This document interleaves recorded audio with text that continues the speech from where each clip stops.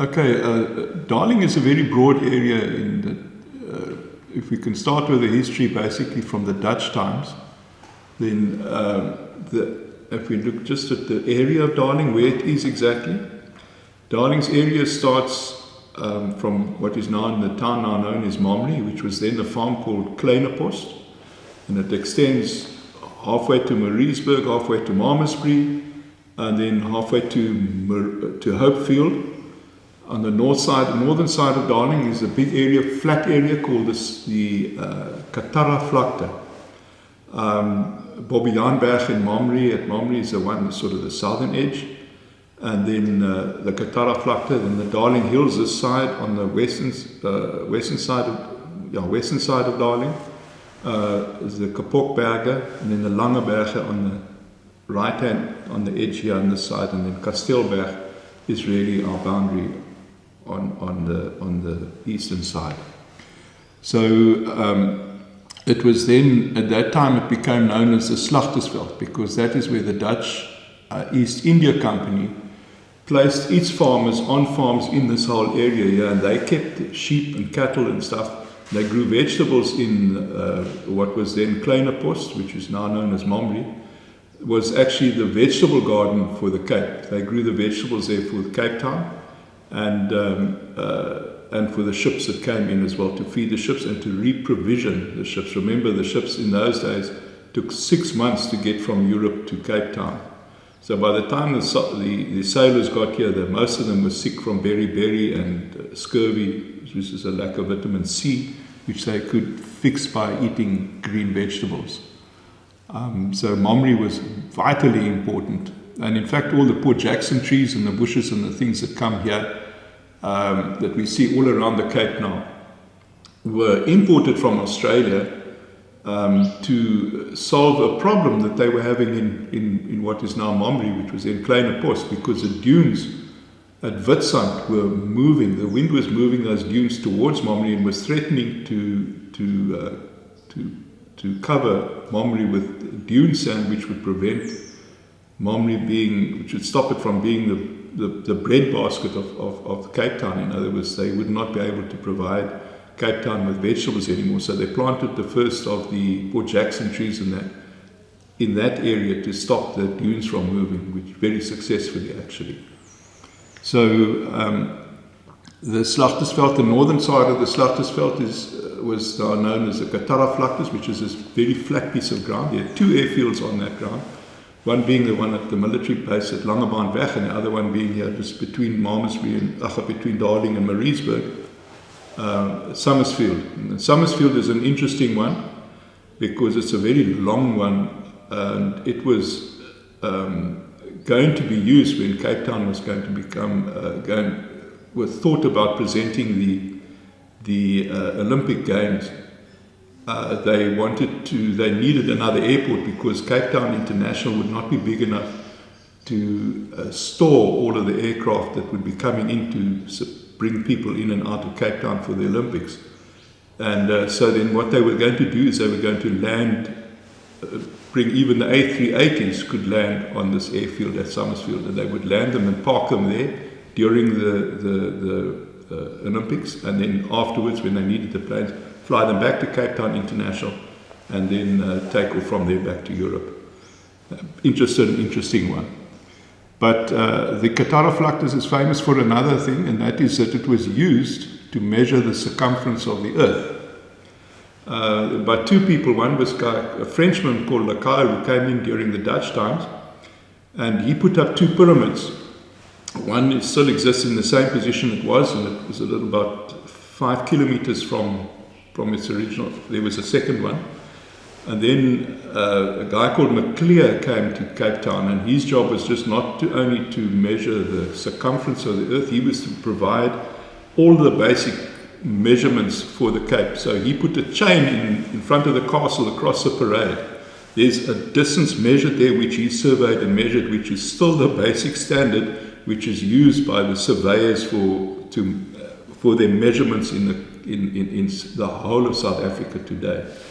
And he put a beacon up on Table Mountain, Beclear's beacon, and he put another one on the mountain Piketberg, and then one on Kapokberg, which I mentioned earlier, which is the ridge of mountains here through Darling on the left, on the western side. And those three beacons were triangulated, was to use was to map out the southern night skies as stars, to be used for navigation for the British, all the ships in the southern hemisphere. And anyway, so he then found that the triangle was too narrow, so he moved the beacon from Kapokberg to Kasteelberg, but the hole in the rock that he drilled to put his brass peg in is still there. And actually can be seen, there is a beacon on it now again today. That is the one side. And then he put a second beacon, which is close to the road where the Mariesburg-Hopefield Road crosses the Malmesbury-Hopefield Road crosses the Darling-Mariesburg Road. In that corner is his second beacon, and he used that to measure the circumference of the Earth. And Lacaille had said in his measurement showed that the Earth was actually pear-shaped. It was narrower at the top and wider at the bottom. And Lacaille came along, but he was a dour Scotsman, and he said, And remember, they had problems with the French, and there was this little guy called Napoleon giving them a hassle there at that time. And Napoleon was being very naughty, and it was only at about 1815 when they actually eventually beat him there in Waterloo and that. And anyway, so the Scotsman, he said, no Frenchman can measure accurately. He'll do it over again. And his measurement showed, but the Earth was actually spherical, completely round. That there was no egg shape or pear shape to the Earth as Lacaille. So Lacaille's measurements were completely discarded and disregarded, and Maclear's measurements still today are taken as being the be-all and end-all of the things. And that all happened here in Darling. And then, of course, there are a number of other things which historically Darling is famous for. The one that people kind of really don't know much about in the agricultural field is the merino sheep that were here. In 1790, maybe 1790, I don't know, the King William of Orange was given some merino sheep, 5 merino sheep, by the Prince or the King of Spain. I think it was like a cultural exchange thing. I don't know what it was about. And the King, Prince William of Orange, he came. He thought, hang on. He can't have these desert sheep, mountain sheep. How on earth are they going to survive in Holland? So, but he thought, hang on, there's this guy called Colonel Gordon, who's now the boss of Cape Town. He's been doing some exploring, and he's found a river, and he named the river the Orange River after the King William of Orange in Holland. I'll send the sheep there to him. That's a nice dry country. So he sent the sheep here to Cape Town. But in those days, those sheep were like royalty. The sheep were farmed by farmers, but they were not allowed to be exported or sold outside of Spain, because the wool that they produced was supremely valuable. It was the best wool anywhere in the world, and that was Spain's biggest export crop. And so it was like royalty, and it was very carefully guarded. They were not allowed to. But yeah, he sent his sheep to South Africa. And of course, Colonel Gordon made full use of the opportunity, and his next door neighbors, the Van Riemen brothers, who farmed on the farms Klavervlei right next door to Kleinepos, which is now Mamre, and then Gansekraal next door to that. They farmed there. Their sheep, remember there were no fences those days. So their sheep kind of visited a bit with the merinos, and his sheep ended up producing wool, which they could use locally. And with the first British invasion, you living in Wynberg might know the history better than me. The British invaded from the Muizenberg side. They fired one cannon shot. Now, old Colonel Gordon had been very careful to train some soldiers. He sort of started a mini army to guard the Cape type thing, not a mini army, like a little commando maybe, I don't know, but to guard the Cape. And of course the British ships fired one cannon shot, and the whole lot got frightened and they ran away. So the British just walked ashore. They never fired another shot. And they walked straight to the castle, and there poor old Colonel Gordon had to hand over the keys to the castle to the English. And the other Dutch citizens were very upset about this, so much so that they were fluking and scaling poor old Colonel Gordon.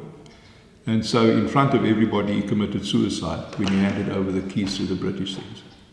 And that left him with an estate. And in his estate was his wife, who was English. Colonel Gordon's father was a Scot who went to Amsterdam to train to be a minister. Because look, the Scots don't like the English anyway. Not at all. So he went to Amsterdam to train to be a minister. And Colonel Gordon grew up there as a Dutch person, but he was also, and he married an English wife. And his English wife then had all these sheep, merino, purebred merino sheep. There was about 60 or 80 of them by then.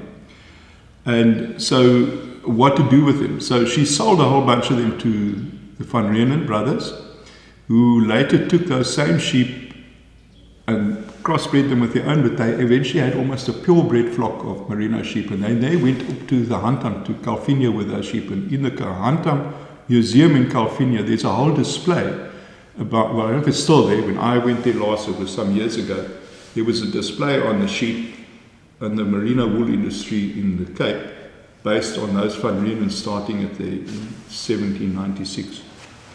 And anyway, so she then took 20 of those sheep back to England with her, and she sold the rest to two guys who happened to be in Cape Town at that time. They were reprovisioning Australia. They were ships there. What are their names now? Captains Waterhouse and Kent. They were parked in their ships which were reprovisioning the penal colony in Australia. They bought a whole bunch of these, 20 of these sheep. They took them back to Australia, and those 20 sheep started the whole Australian wool industry, which is the merino wool industry in Australia is currently the biggest in the world today. Even bigger than South Africa's, where this whole lot actually started. And not only did it start in South Africa, it started in Darling. So, but to get back to some of the other more interesting bits, at that time, there were several of the farms around.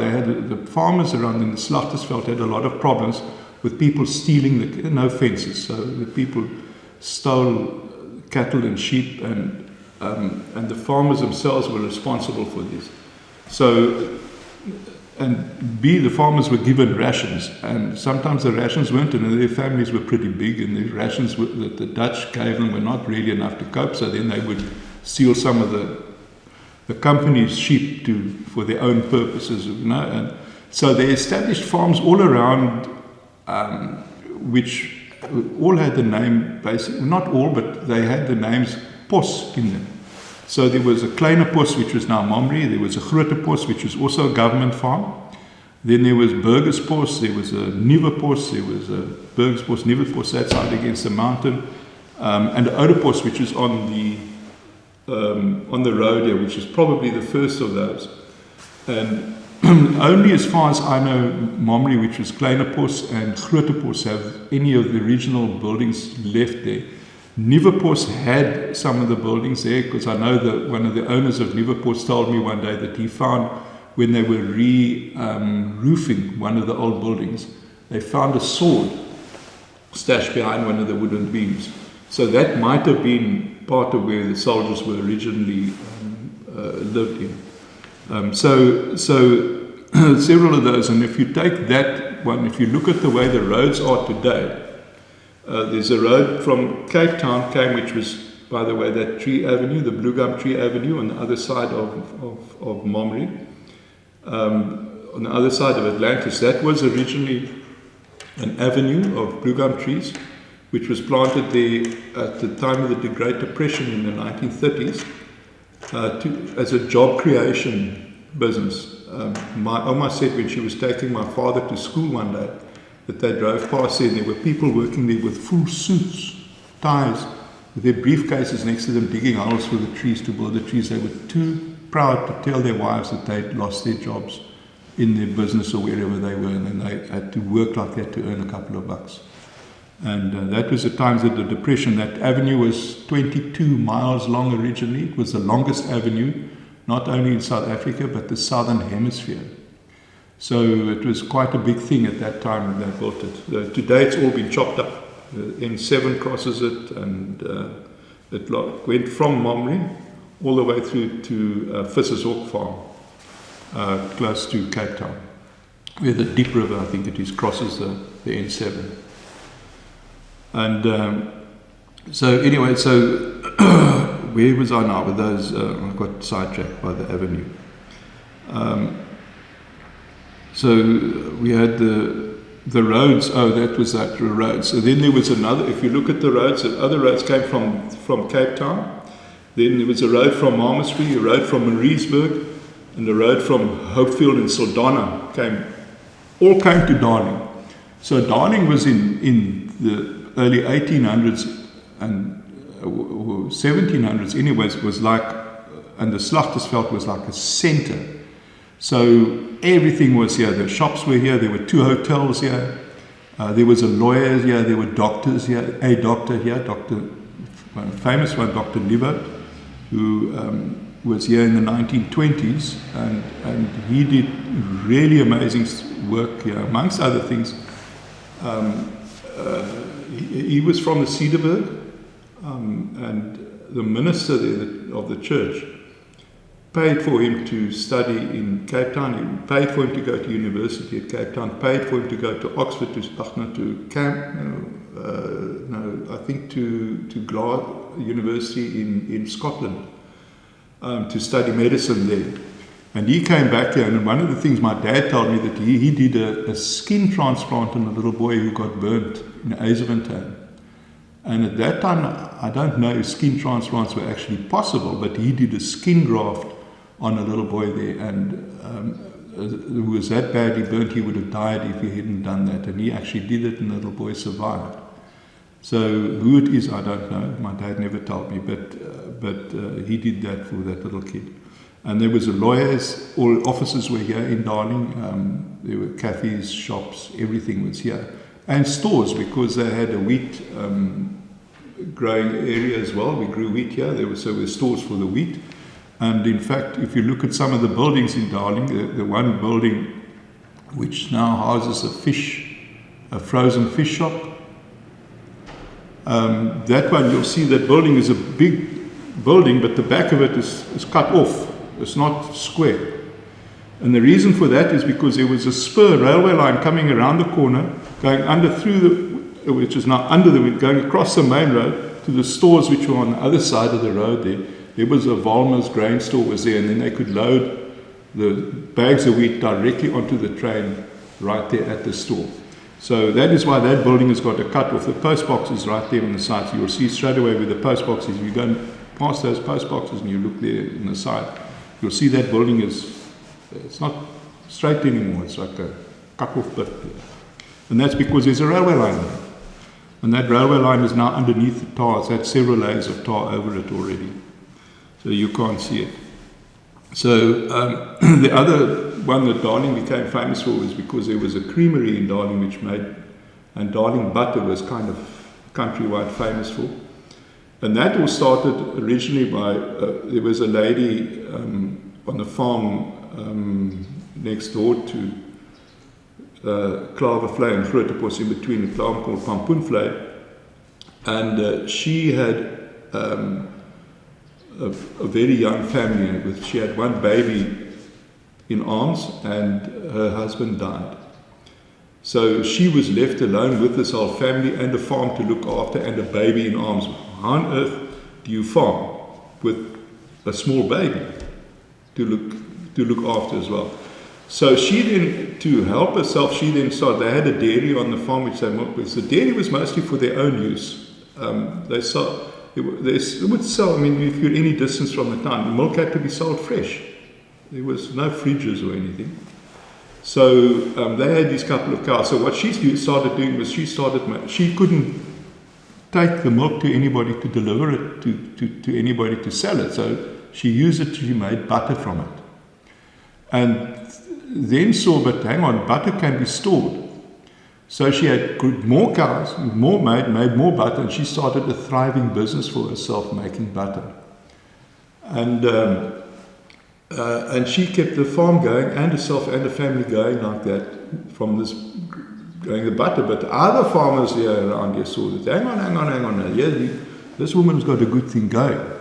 So they all started making butter for themselves and selling it. And 2 Swedish guys came to Darling, and they were penniless. They literally had their clothes on their backs.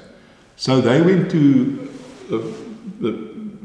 looking for jobs around, and they went to this lady who owned the farm Oudepos at that time. Her name was Annie Besson, Oma Annie Besson, and Oma Annie Besson was cranklet. She was like, my dad said, a hypochondriac. And she complained she had a sore back, and she couldn't swing the handle of the current, which the milk separated to get the buttermilk out to the butter and all that, to make butter. So she gave this machine to the 2 Swedes, and she said they can have the machine and use it to make butter, but they have to take all her milk. So they bought the milk from her, so they milked the cows, she delivered it to them, and they started making butter, and they then started buying from the other farmers, and they then started a creamery just over the road from what is now the old post office, where the municipal buildings in Darling is now. On the other side of the road from that, there's now a Duckitt gebouw on that same place. A big placard in front. The name of the building is the Duckitt gebouw. And on that one, and we actually found a steam generator that they used when they were digging the foundations of that Duckitt gebouw. We found the steam engine that made the steam to run that factory that they made the butter in. And that steam engine is now in the museum in Darling. So that's how the Darling Dairy Cooperative started all those years ago.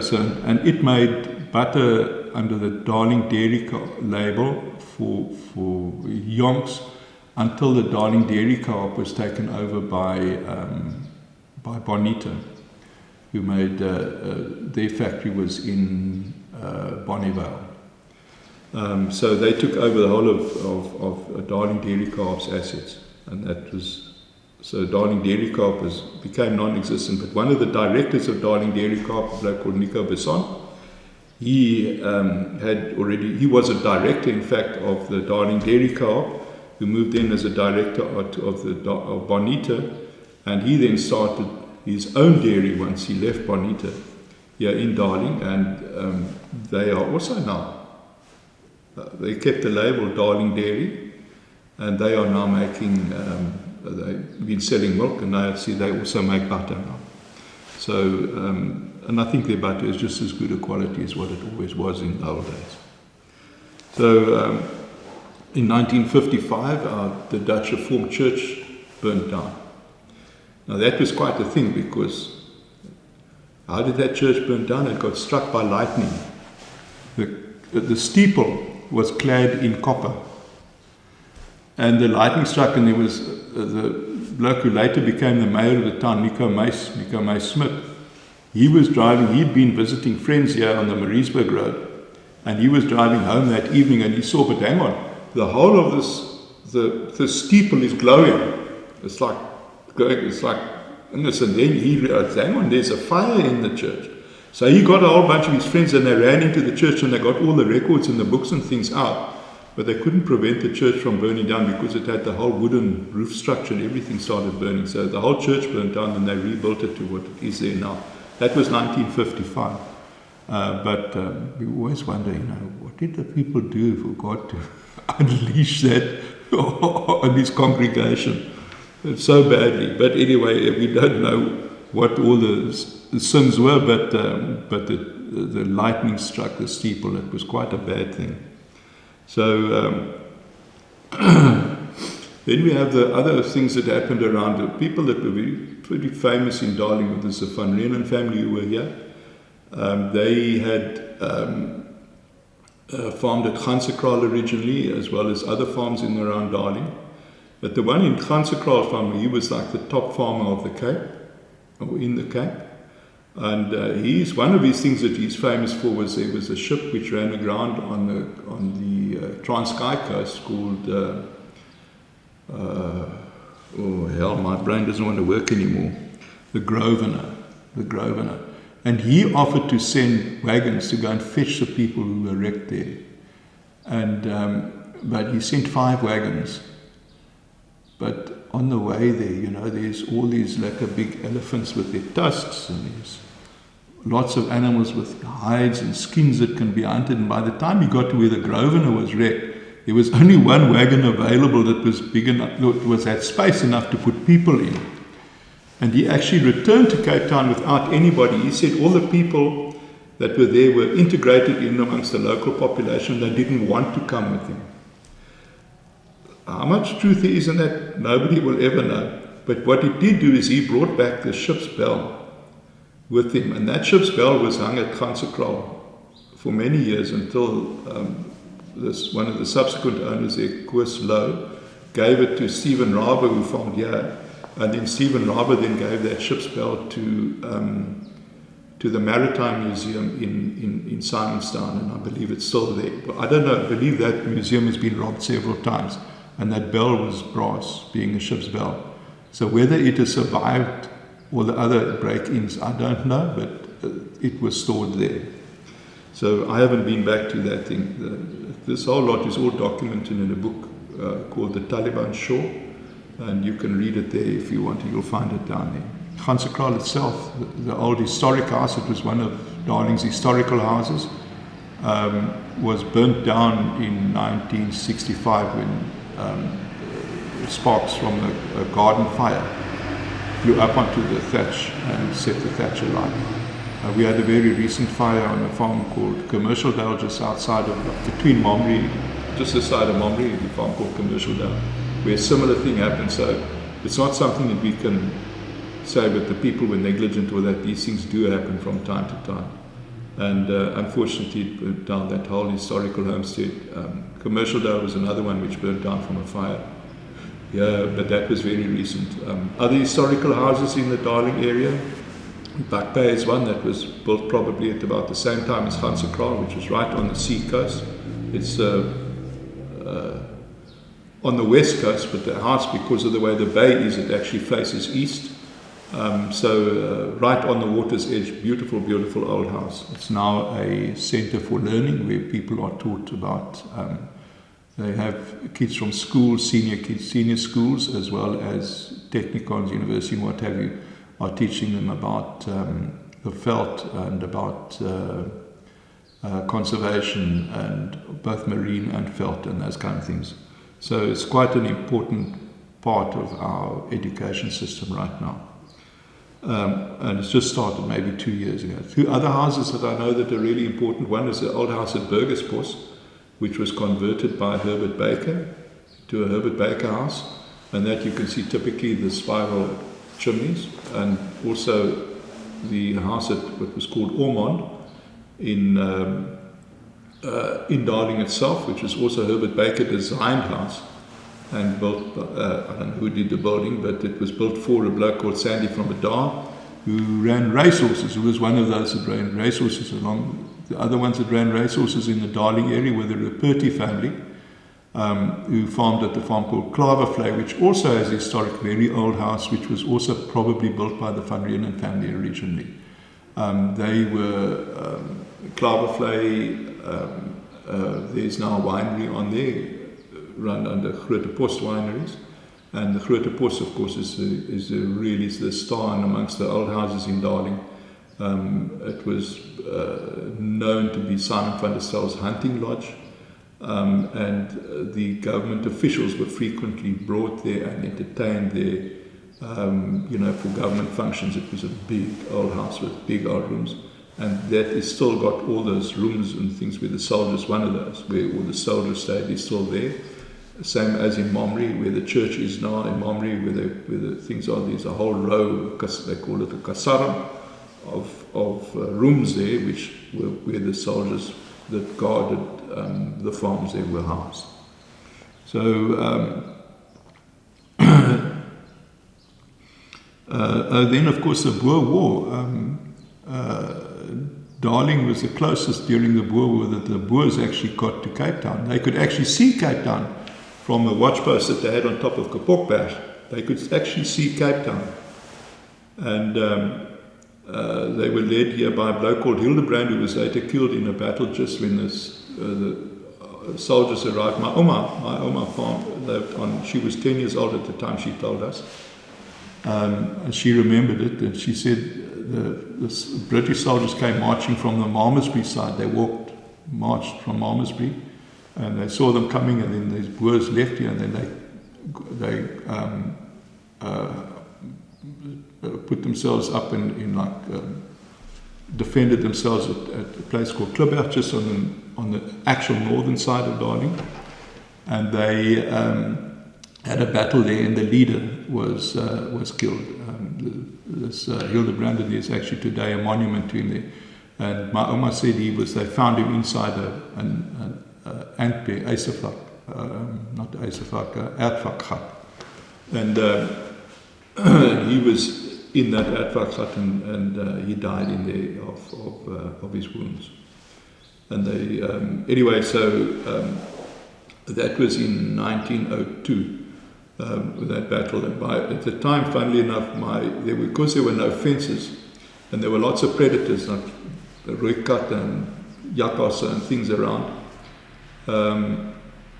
then all the animals, like the sheep and the cattle, were kept in kraals at night, and then they took those,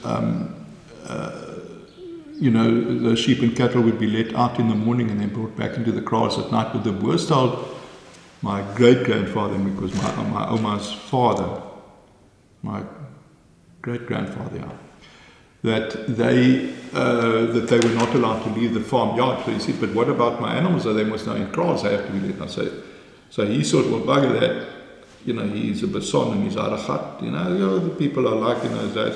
Ignore the captain of what is this guy that was in charge of the Boer forces. And he took his old horse and he went out to go and let the animals out of the kraals. And so lo and behold, a shot fell down in front of the horse in front of him. So he went back to Hildebrand and said, "Hey, your guys have shot at me. They could have hit me or my horse." So he looked at him and he says, "No, if he'd wanted to, it would have hit you. I told you to stay where you are. You stay in the yard." So anyway, after that, they stayed in the yard. But they left a bit of a legacy, because on the corner of the stoep was one of those square windows which was turned on its side. It wasn't like that. And there was a bullet hole through that. And that was apparently from one of those Boers who was sitting on the stoep there, let off and accidentally fired a shot there. And it went through the window pane. And then I went to look for that window pane to use in the display in the museum. And then my uncle, who farmed there, and whose family is currently still on the farm, he took me on the loft. He said, no, that window pane is up here on the loft. And we went and had a look, but it had slipped down from its upright because it was lying flat, and somebody had stood on the window glass and broken all the panes of the glass. So we never got that. No, it was broken. So anyway, other things that happened in Darling was like Dussen Island is off Eisenfontein. And of course, lots of shipwrecks up and down. One of the more famous ones was a shipwreck that was carrying all the pay for the Dutch East India Company wrecked off Silverstromstrand. They found that shipwreck, and they recovered a lot of stuff off the shipwreck, and it set up the people that did the recovery in business for the rest of their lives. And there was another one, was that several of them ran aground on Dussen Island. One of the more famous ones, probably the Windsor Castle, which ran aground in 1886, I think it is. It was a ship with masts, sailing ship with masts, but it had paddle steam wheels on the side. So it was a side wheel paddle steamer with masts as well. And it ran aground on Dussen Island. Don't know why, the reason it would have done that. But a lot of the shipwrecks were caused because the people were so long in travelling from Europe that most of them had either scurvy or beriberi or both, and the sailors were really weak. And the southeaster, if they got caught by the southeaster, that was tickets. They could not control it. They didn't have the strength to control the ships, and then they run aground. And that one there, the wood of the Windsor Castle was salvaged by local carpenters here, and I know my great-grandfather's house, he built it in 1892. All of the windows and doors were made of teak, which was salvaged from that shipwreck. So then, of course, there's the Darling is very famous for the flowers. Currently, it's probably claim to fame. There are over 1,200 species of flowers recorded in our area. And if you think that of the 15,000 species of flora in the Western Cape flora, and Darling has about 10% of that, in about 1% of the area. It's extraordinarily rich, and we've got springtime coming up now. The flowers are it's really, really wet with the weather, the way the climate has been now. We're looking at getting a really fantastic spring flower display coming up shortly. It's very nice for Darling and its people because it brings visitors, and everybody gets to benefit from it one way or another from the flowers. So God has been really good to Darling in that regard, in giving us such a huge bounty to look after us here in Darling. So amongst other things, the various animals, there were racehorses here in Darling. My dad said that Darling is an area is particularly good for the racehorses because there are no real diseases. The African horse sickness, which you get now every night, is one that was brought in here, but previously there was no such sicknesses known, and the horses here were really very healthy, and because of the soft sand and things, their muscles were very strong. And because of all the calcium in the soil and the food that they ate, their bones were very strong as well. So they made really good racehorses here. But all of that is gone now. Every farm in Darling at one time had a dairy on it. Economics has killed that.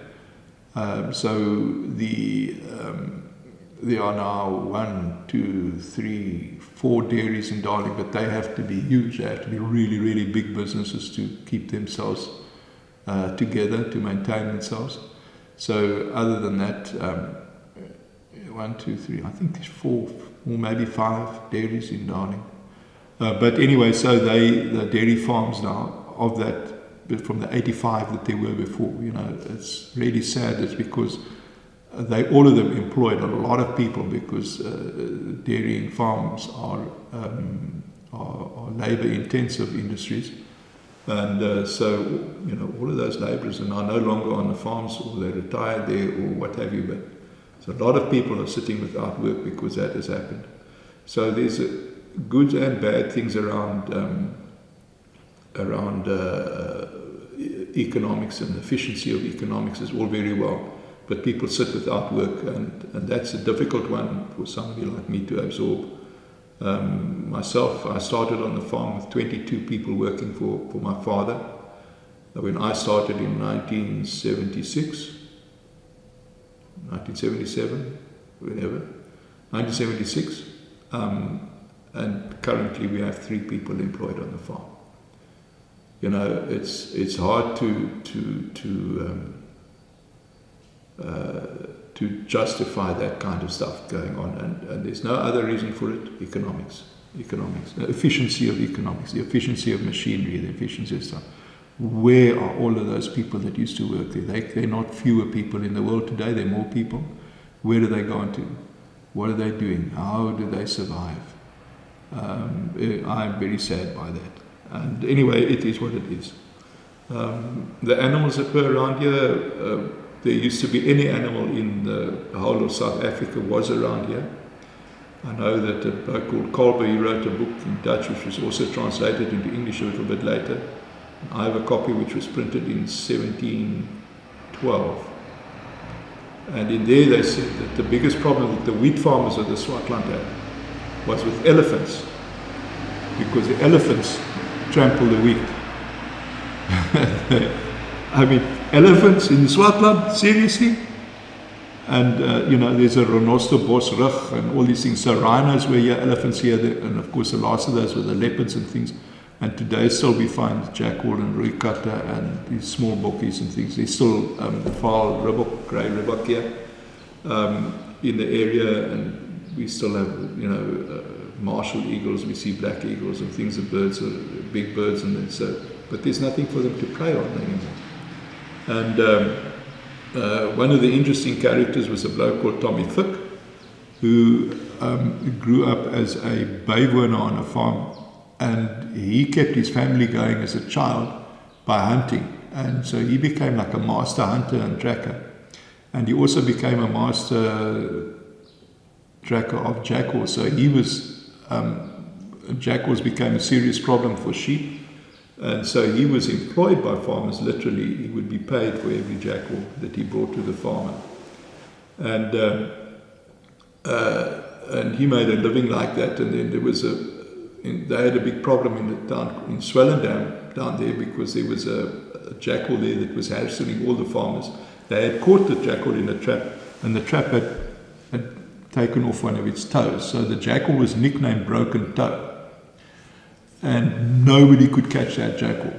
It was just because it had already been caught, it just knew exactly what it was going to happen if it got caught, and he was not going to get caught. So he was and jackals are really, really clever animals. They can literally read and write. You know that. And anyway, so they put out a reward, I think of something like £200. I can't remember what the amount was. And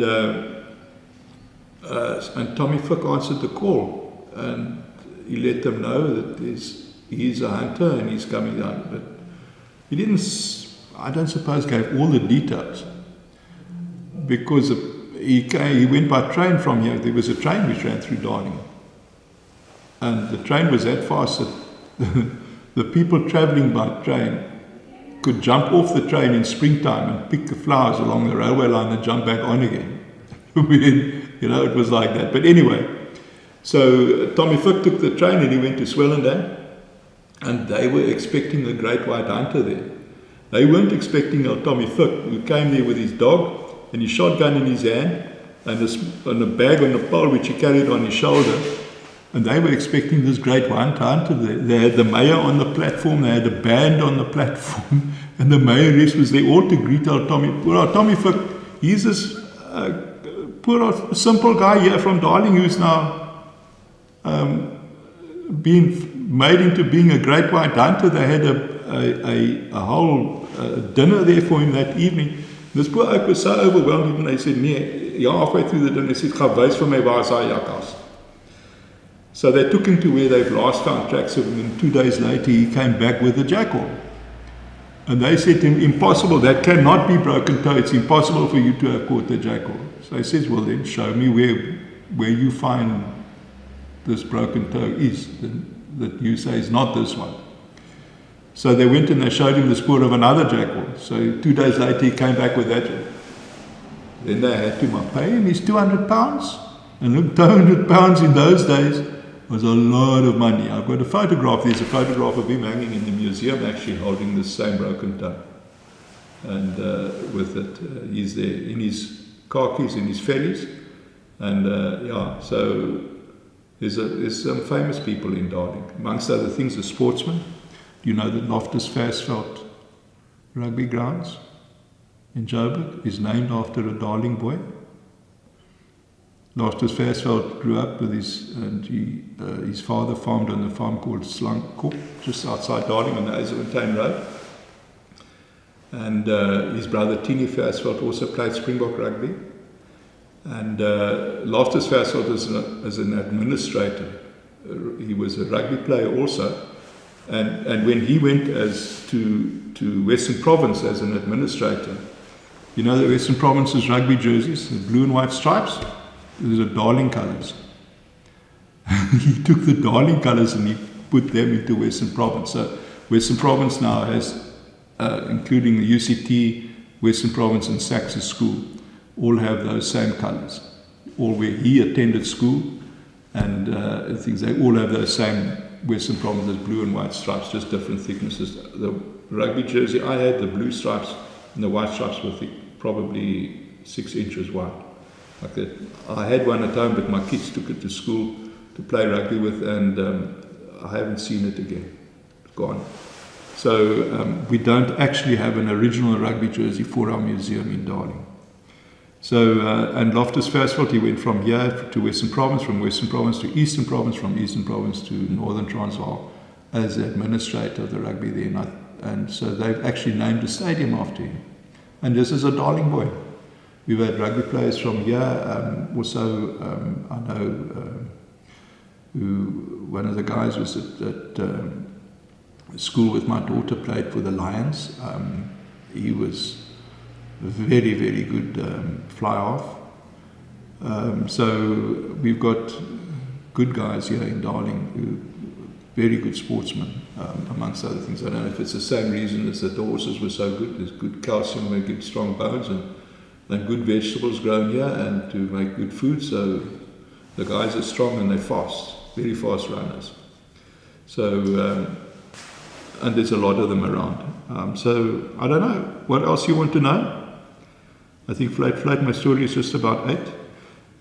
Darling had, amongst, I said to you, had all the other things in Darling, but one time it was like a central hub for the area, the Slachtersveld and the other area around.